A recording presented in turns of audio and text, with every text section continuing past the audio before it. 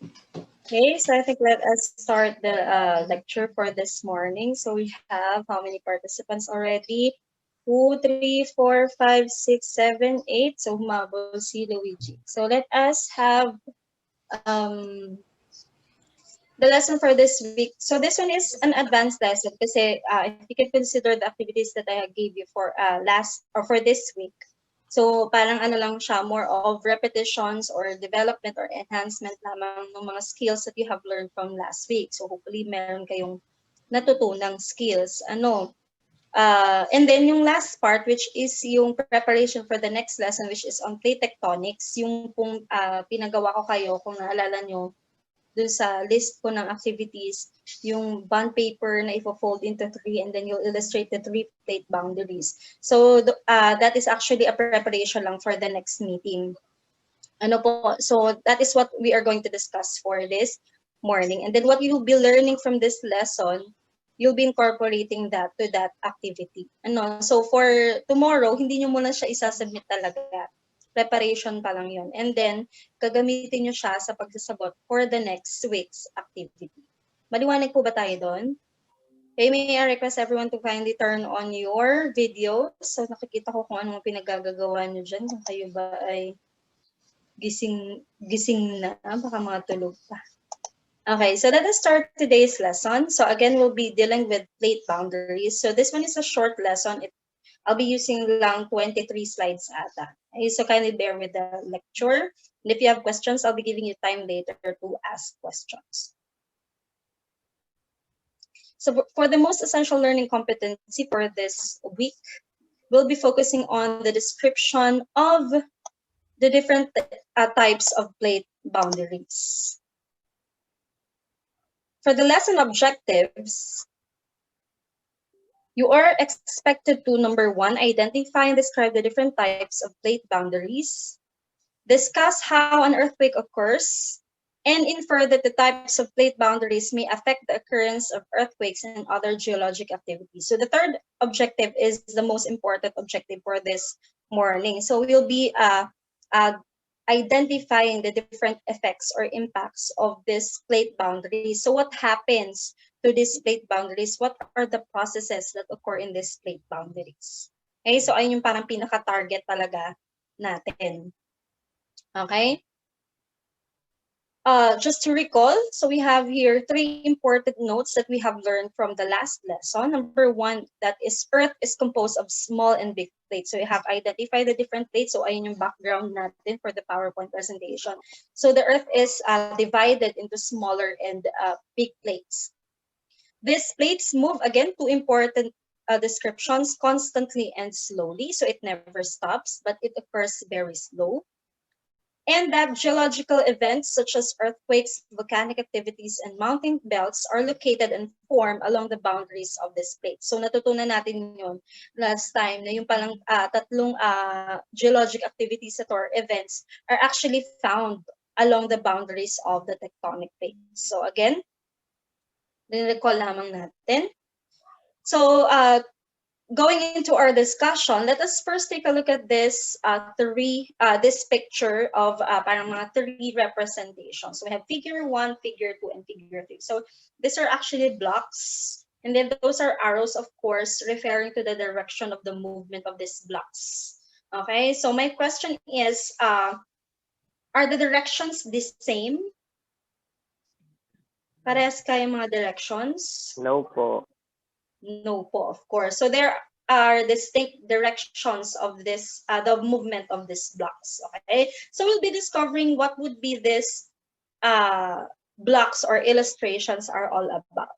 So let us now move to the types of plate boundaries. So basically there are 3 types. So recall na lang din to kasi I think yung sa grade 9 science it has been already mentioned. So we have what we call the divergent boundary, the convergent boundary, and the transform fault boundary. So let us take a look at what happens to these different boundaries and what geological processes and geological features are formed within this divergent boundary. So for the processes that occur along the plate boundaries, so it is very important that we know this Okay, so that is to understand what is happening in the lithosphere. That is, of course, in the portion of the mantle and, of course, with the crust. These geological events have a great impact not only on the environment, but also on us. So one of the reflections that I have recalled from the last week's activity is that ito palang mga geological processes na to ay hindi naman pala siya talaga negative, such as the volcanic eruptions. What we know of volcanic eruptions and earthquakes are disasters, but these are actually important phenomena. Okay, so ayun yung ipapakita natin dito sa ating lecture. So let's start first with the first type of boundary, which is the divergent boundary. So in here, the plates move apart. So alam na natin na may plates tayo. And what happens is, dito daw sa divergent boundary, there is a zone of tension that is being created as your plates move apart. Okay, so naglalayo yung mga plates natin. So from the illustration a while ago, so alin kaya dito sa mga images na to ang magde-describe or magpapakita ng tinatawag natin na divergent boundary? Figure 1, figure 2, or figure 3? Figure 2 po. Figure? 2 po. Figure 2, very good. So sabi dito, we have plates moving apart. So these blocks actually represent plates. So the direction of the arrows are opposite, therefore they are moving apart. So itong figure 2, it represent divergent boundary. Ito yung boundary na tinatawag, okay, yung pagitan nila. So they are divergent, that is because the plate are actually moving or are being separated from one another. Very simple, okay? So an example of a divergent boundary is the string of Caribbean islands. So you are familiar with Caribbean islands sa mga napapanood nyo. No? Pero what is more important with the Caribbean islands is that are actually separated by different plates. So there is what we call the Lesser Antilles, okay, which forms because of subduction. So meron tayong dalawang plates dito na nagse-separate. Okay, and then yung tinatawag natin Island of Montserrat is one of those diverging plates, the form from this diverging plates. Okay. For divergent boundaries, what can be formed is what we call the rift valleys. Rift valley. Okay. So divergent boundaries are found or situated along underwater mountain ranges called oceanic ridges. So once you have seen oceanic ridges, automatic, magkakaroon doon ng divergent boundary. Ulit, once you have oceanic ridge, magkakaroon ng divergent boundary. So we'll look at that later. Meron tayong illustration. So what is very important with divergent boundary is that new materials move up to fill in the space made from the separation of the plates, cools and forms the new ocean floor. So once na nag-separate yung ating plates, naghiwalay sila, there is actually formation or yung emergence ng new materials. So saan kaya nanggagaling yung new materials na tinatawag natin na yun? Imagine niyo, naghiwalay yung plates. Tapos sabi dito, there is emergence of new materials that will fill up the space. Naghiwalay eh. So nagkaroon ng space, so may magpupuno dun sa space. So saan nanggaling yung nagpupuno dun sa space na yon? What do you think? Doon po, ma'am. Ma'am, doon po sa mga sa mga anyong tubig. Mga anyong tubig na kapaligid doon. Nakapaligid, mga anyong tubig na nakapaligid, most probably, yes. That's why there is ocean formed. Pero what we are referring here as these materials are actually the molten rocks that comes from the mantle. If you recall yung convection current or convection cores na nako-form, kapag nag-move yung plates natin, so naglalabas talaga sila ng materials, or those are actually molten rocks. Okay, so tingnan natin mamaya. It ensures a continuous supply of new materials from the mantle. So yung pag-replenish ng materials natin, ng rocks natin, ng minerals natin on the surface of the earth is actually coming from this geological features. So yung mga rocks na nanggagaling sa mantle. An example is the Mid-Atlantic Oceanic Ridge, which causes the separation of the the South American and the African plate. So sabi natin kanina, once meron tayong oceanic ridge, magkakaroon ng divergence ng plate or divergent boundary. So let us take a look at this picture para makita natin siya. So wag muna natin tipasin lang sa paligid, we are pointing here to the mid-ocean ridge. So the mid-ocean ridge is actually a fold. Para siyang foldings doon sa ocean floor. That is due to the movement of the plate. So magkakaroon siya ng fold. Once na nag-fold yan, there would be cracks formed, okay? At habang nagmo-move pa nag-move yung plates natin, magsa-separate, mahahati, magkakaroon dito. Ito yung kasi yung deformed area. So dito mas madaling magkaroon ng fault that is resulting into diverging plates. Okay, so ito yung tinatawag na mid-oceanic ridge. So in time, yung ocean floor natin, dahil doon sa movement ng plates, kagaya nito, although hindi pa ito yung ating dinidiscuss kasi ito yung convergence eh. Okay, nagkakaroon siya ng foldings. Tapos doon sa foldings na yun, doon nangyayari yung divergence ng plates. So once may oceanic ridges, magkakaroon tayo ng divergence of plates. Although this occurs for a very long period of time, hindi naman agad-agad yun. Okay?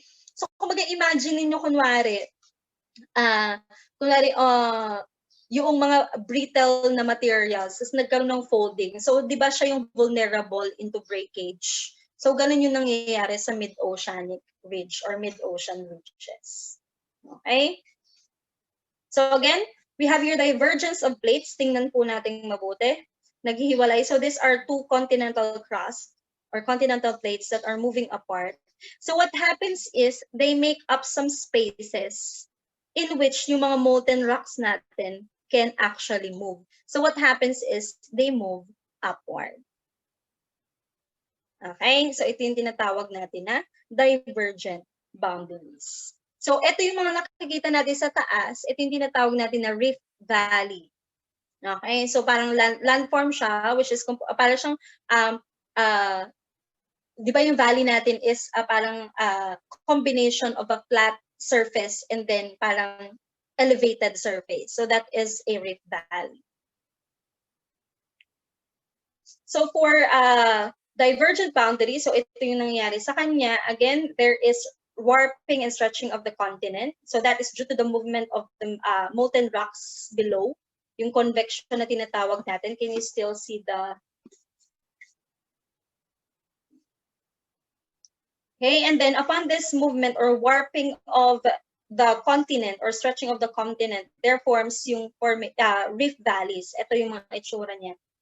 Okay, yung rift valley. And then there is an opening here, which eventually is being filled with water upon dispersion of materials such as sediments and water. So magkakaroon na tayo ngayon ng ating ocean. Okay?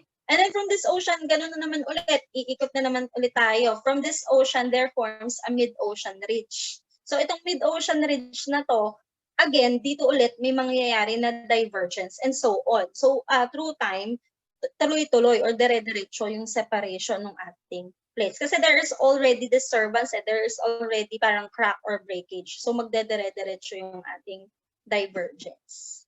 Okay? So that is for the divergent boundary. The next one, nakalag yung aking presentation. So the next one would be involving two plates which are moving towards each other. Nakahang yung aking presentation. Ayan. Two plates which are moving towards each other. So in this case, we have what we call oceanic continental convergence. So oceanic plate magko-converge with continental plate.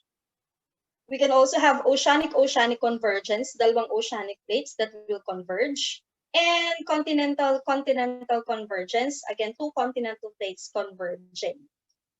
So an example of convergent boundary would be the Eurasian and the Pacific plates. So ito ay kasama tayo dito. Actually, yung Pilipinas ay nakalapat sa pagitan ng dalawang plates, Eurasian and Pacific plate. Okay. So somehow it's disturbing, pero that is very special, napaka-special ng kanyang location. So from the picture above, again, which of the following illustrates the convergent boundary or converging boundary? One po. Figure 1 po. Converging plates. So we have here yung arrow pointing towards each other. So meaning yung direction ng plates natin is parang salubong siya. Okay? So what happens in a convergent boundary? So ito yung itsura niya. So we have here yung arrow representing yung motion. One would be moving to the right, and then one would be moving to the left. Baliktad ako, right and then left. Okay? So this is what we call yung subduction zone. Nakalagay siya dyan, naka-emphasize dito kasi maraming nangyayari dito sa subduction zone. Subduction means one plate is actually subducted or being parang kumbaga ay ang tawag dito, laid flat by another. So meron yung isa mo nakapatong siya dun sa isang plate. Okay? So that is very important yung subduction na yun kasi there is where yung most of yung geological processes occur. Okay? And then you also have to take note that kaya nagkakaroon ng subduction is one plate is denser than another. Itong isang to, mas mabigat kumpara dun sa isa. Kaya siya nag-subduct or kaya siya pumailalim doon sa ating plate. So let us start first with oceanic continental. Mabilis lamang naman ito. Okay? So what forms with the oceanic continental is what we call the volcanic arc. So this is more like a mountain range, pero these are actually volcanoes. So yung volcano natin, okay, are formed, volcanoes are formed along the continental edge. So yung edge na yung paligid. So ibig sabihin hilera to. Okay? The denser oceanic crust, take note of this. Ang denser po, ang mas mabigat is yung oceanic crust. It subducts into the mantle. And then a trench or submarine valleys may also form on the oceanic edge. These are the deepest parts of the ocean. I'll show you later kung ano yung trench at saka ano yung volcanic arc. Also, aside from volcanic arc, aside from trench, you also form earthquakes. Okay, upon this convergence of the oceanic and continental plates. So do not be confused of my use of continental plates and continental plates or continental crust. They are actually used or interpreted as the same. Okay, so ito yung illustration niya. Okay, so ito nagkakaroon siya nung may biyak dito sa gitna. Okay, and then napakalalim nun. Hindi pa rin makita dun sa akin. Okay? And this is actually what we call the trench. Okay? Napakalalim niya. And what really happens is that from this, yung subduction zone na tinatawag natin kanina, dito nagfo-flow, yung mga molten rocks that is coming from the inside of the earth. Okay? That is what is being actually expelled by your volcanoes or the volcanic arcs. Okay? Tapos ito si continental crust, there can be formed volcanic arcs or parang series of volcanoes here in arc shape or arc position. Okay? So that is your trenches and then volcanic arcs. And then along this, dito nagkikiskisan yung ating mga plates, doon po nagmumula usually yung ating mga earthquake. The same point as I have mentioned earlier. Okay, the next one would be convergence of oceanic and oceanic plates. So two oceanic plates. So ganun din, it forms trenches, it forms earthquakes. Okay, and then eventually this earthquake can actually cause what we call tsunamis or yung disturbance of big or large mass of water. Okay, so this is prominent in Japan, in Korea. Okay, so yung medyo nasa eastern portion, yung malapit sa Pacific. Okay.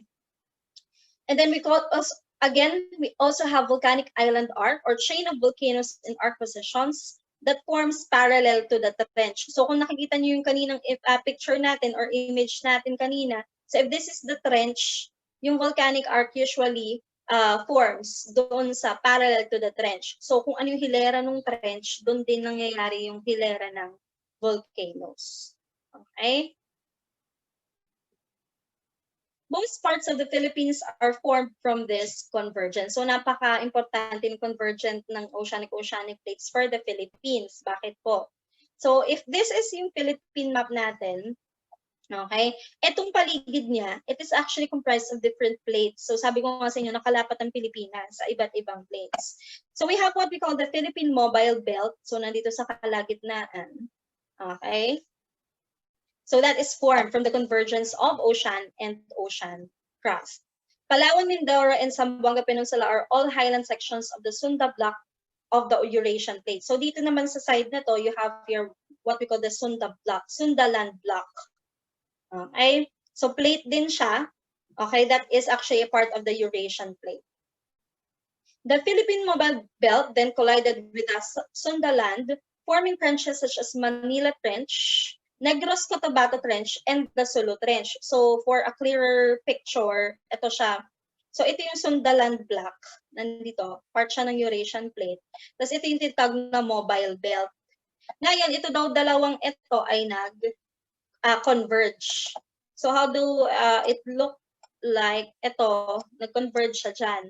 So nangyayari, so there is what we call yung convergent boundary dito, which actually forms yung Manila Trench, yung ating Negros Trench, and Negros and Sulu Trench, and then of course, eventually, nagpo-form tayo dito ng mountain ranges, volcanic arcs, and so on. So these are what we call your Philippine Mobile Belt, ito. And then this is the Sundaland block. Okay? So ito po yung convergence of ocean and ocean crust or plates. Next one would be the Philippine Archipelago. So similarly, ito nga yung Philippine Sea Plate na tinatawag natin, and then Eurasian Plate. So that is actually convergence pa rin. Okay? The Philippine Sea Plate is also an example of subducting plate. So itong Philippine Sea Plate natin, nagsasubduct siya. Can you see the pointer? Okay? Below the Eurasian Plate. So pumapailalim siya sa Eurasian Plate. This forms the Philippine Trench and the East Luzon Trough. So ito yung East Luzon Trough, and then this is the Philippine Trench.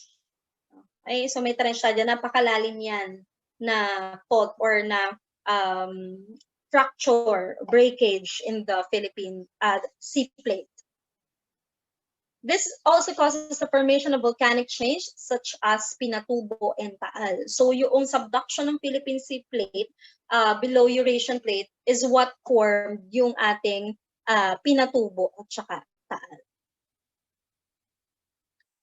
And then it actually continuously happened. Dire-diretso yung subduction ng Philippine Sea Plate natin below the Eurasian Plate. And this actually gives yung very prominent na feature ng Philippines, which is an archipelago. Bakit siya parang may mga plates, may mga island na nawawala, may mga island na bumabalik, parang ganon. So yun yung idea, di ba? Yung sa Pilipinas, pagka high tide, low tide daw, nadadagdagan or nababawasan yung ating mga islands. So that is again because of the subduction of your Philippine Plate below the Eurasian Plate. The next one would be the convergence of continental and continental crust. So dalawa siyang continental. Okay, so in here, mountain ranges are formed. Okay, so again, dalawang continents, dalawang continental plates which are actually converging. One good example is the formation of the Himalayas. Okay, which is formed from the convergence of the Eurasian and Indian plates. So si Himalayas, kadalasan nakikita niyo yan sa mga movies. Okay, so a very long mountain range. Okay, that is actually formed from the convergence of Eurasian and Indian plates. And lastly, we have what we call the transform fault boundary. Okay, medyo kakaiba siya. Siyempre, doon sa illustration natin kanina, okay, alin sa tatlo yung transform fault, ito naman yung last one. Which is actually parang dalawang siyang plates na nagsaslide past one another, pero walang subduction na nangyari, hindi siya naghihiwalay, hindi din siya nagko-converge. Parang nakikiskisan lang yung ating plates. Okay? So we have here plates sliding or grinding past each other without diverging or converging. A very famous example is the San Andreas Fault, which is bounded by the North American Plate and the Pacific Plate. So ganun pa rin, involved pa rin yung Pacific Plate. That's why ganito yung mga geological processes that occur in or near the Philippines. Okay, so again, this is the San Andreas Fault. Ito yung totoong itsura niya sa tunay na buhay. Tunay talaga. Okay, so talagang may breakage siya sa ano. And it continuously enlarges or lengthens. Mahaba talaga siya at lumalaki. So, this actually join two segments of a mid-ocean ridge. So, yung nagdudugtong sa mid-ocean ridge natin would be a transform fault boundary. Most are found within the ocean basin, some cuts across continental crust. Although karamihan ay nasa ocean floor or yung sa tinatawag na oceanic crust, okay? Meron din naman tayong makikita sa continental crust, such as dito nga sa San Andreas Fault, although napakahaba niyan. Movements along the faults trigger earthquakes. Okay, so another thing, again, earthquake ulit yung na-form.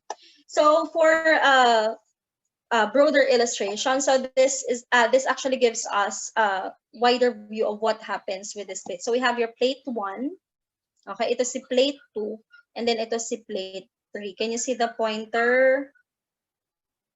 Okay, so punta muna tayo kay plate 1. So there is actually yung foldings dito. Ano nga ulit yung tawag natin dito sa mga folds na ito? Hello? Anong tawag natin sa mga folds na ito along a plate? So, regardless of the ridge. Yun po. Ocean ridges po. Okay, the mid-ocean ridges. And again, when there is mid-ocean ridges, kita nyo, meron dito mga folds. Can you see the picture? May mga folds dito, di ba? So what happens is, in this fold, anong plate boundary yung na-form? Nire-recall ko lang yung kanina, ha? Anong plate boundary yung na-form sa mid-ocean ridges? Dali few minutes na lang, then we're done. Divergent po. Divergent. Dito, that's why, yan, separate yung arrows na nagsa-separate. So these are divergent boundaries. And then, meron tayo ditong na-form na parang perpendicular na breakage sa gitna ng oceanic ridge. O, alangan nakalimutan na agad. So this is actually a transform fault. Okay po, automatic yon. Yung parallel din sa mid-ocean ridge would be divergent boundary. Yung perpendicular would be the transform fault. Easy to remember. Okay? And then again, yung continuous movement of the rising magma here that is being melted by the core, siya yung lumalabas as parang debris or I mean yung ina-expel ng ating mga volcanoes. Okay? So there are different types of volcanoes illustrated here. And then along naman, between naman the two plates, we have plate 2 and then plate 3. Okay, there is yung subduction na nangyayari. When there is subduction, what is the boundary formed? Pag may subduction. Convergent po. Again? Convergent po. Convergent lang yung naririnig. Convergent boundary. So this is a convergent na to, na-form naman yung itong ocean trench natin. Okay, and then also along the subduction zone would be yung pag-rise ng magma. Therefore, itong mga volcanic arcs na to are being. Maliwanag po ba yun? So they are more related to each other. Ano, kapag pinagsama-sama natin sa kanila, we can actually explain better. So I'm expecting that you'll be able to briefly explain this illustration. Ano, so I'll be asking in one activity that you'll be explaining this one.